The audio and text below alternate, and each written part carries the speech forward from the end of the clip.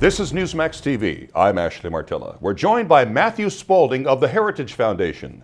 He's a constitutional scholar and author, and his latest book is entitled We Still Hold These Truths: Rediscovering Our Principles, Reclaiming Our Future.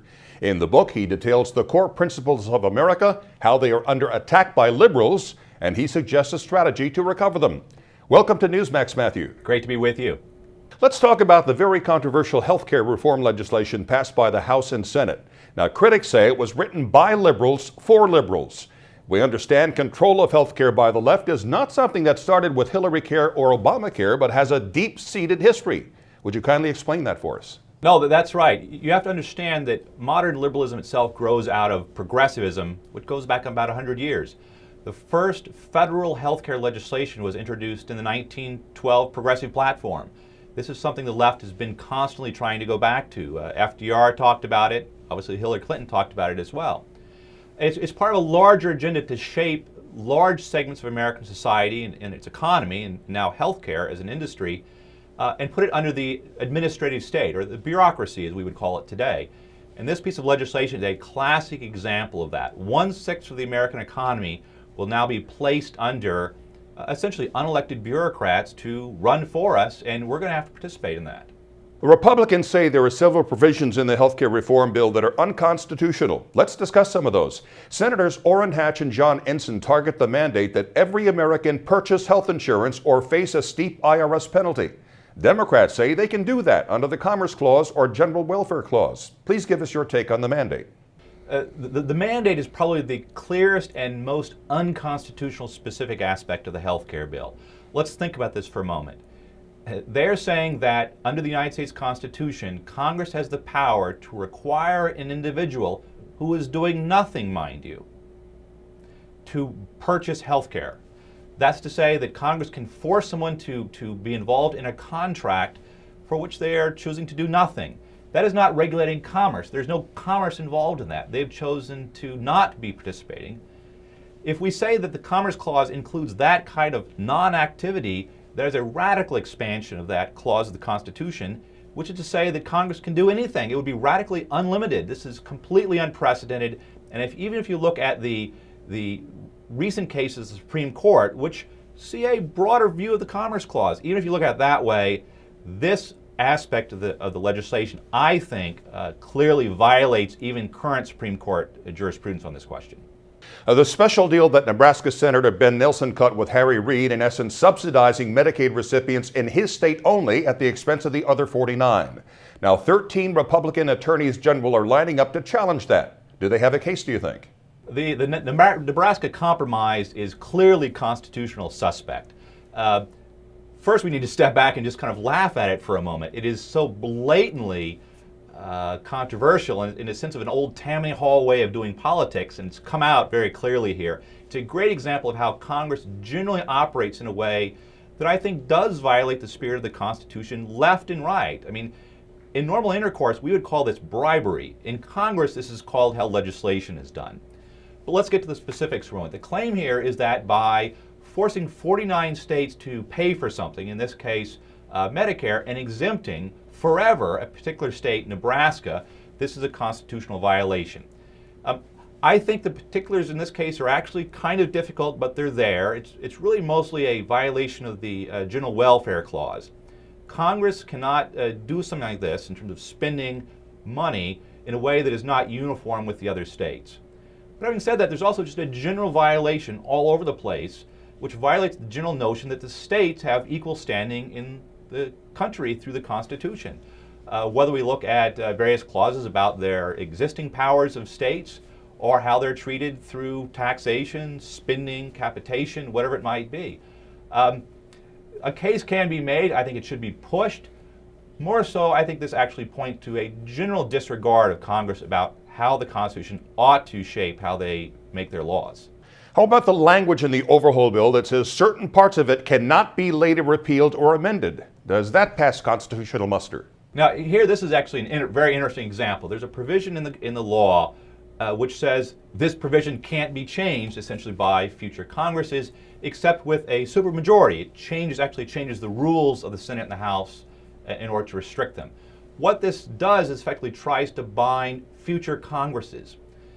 Now, that's both a technical violation, but also a general violation of the whole scope and meaning of constitutional law.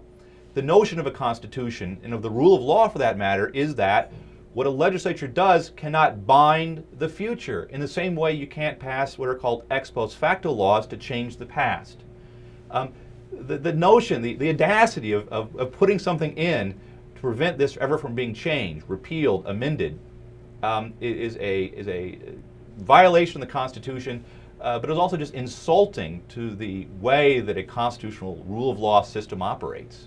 All right, if you could possibly play prognosticator with us for a moment, Matthew, how soon after Obama signs this final legislation would you expect the first legal challenge? I think this legislation will cause court challenges the day it's signed very quickly. You immediately have standing by all the states that are getting the short end of the stick, not only in terms of the Nebraska deal, but in terms of the individual mandate. You very quickly will have individuals and corporations within the industry who are harmed, and eventually this will affect individuals when that first individual is fined because they chose not to buy health care insurance. This is a piece of legislation just aching, if you will, for judicial challenge. And believe me, in the current state of the popular opinion, in the current state of the debate, this will happen very quickly and I believe very seriously, given what they have unintentionally but very clearly written into the legislation in the first place. There are plenty of places to hang your hat in this legislation. This is going to keep lawyers busy for a very long time. All right, if one or all of the provisions we discussed are declared unconstitutional, what happens then? Is the entire legislation shot down or just those parts of it? The parts would be, they can shut down parts of it, and some things actually allow for that and could easily be severable. Other things, however, can't be. And here actually becomes a very practical problem they would have. The mandate, which is the idea that all individuals have to be involved in this system, is absolutely necessary to bring in younger individuals who are healthier and are going to be paying more so that you have money to pay for the rest of the system.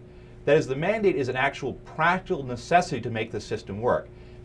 If the individual mandate were to be declared unconstitutional, not only would you have a problem with the constitutionality of the legislation, but the actual workings of the healthcare system they have envisioned would actually collapse and you could no longer pay for it, which is a much bigger problem as a practical matter that they face if that were to happen. All right, how would you rate this in the spectrum of other historical power grabs by the left? This is one of the most massive power grabs I can imagine if you think about it back in history. If you compare it to large pieces of legislative reform, Medicare itself, Social Security, those are almost always done in a bipartisan manner. They're done in almost an experimental way to see how this works. They're highly debated, and I don't necessarily like them myself, but it's done in a way that respects the legislative process. Here you have a piece of legislation that does some radically unconstitutional things, wildly unprecedented, that represent a massive takeover of a very large part of the American economy, all of that being unprecedented. But what is happening is it's being done in a very partisan way, behind closed doors, when it's increasingly the case that more and more of the public are opposed to the legislation. This is a recipe for a very large political debate. I think looking forward to elections in the future, this will radically change how those happen. If it is successful, however, I think we are putting into place a radical power grab that will be used to not only as a precedent for other things, but as a mechanism to gain control of large aspects of American life heretofore unregulated by the state. And I see that as very dangerous. Matthew Spaulding of the Heritage Foundation, thank you so much for sharing your views with us here. Thank you. And thank you for watching Newsmax TV.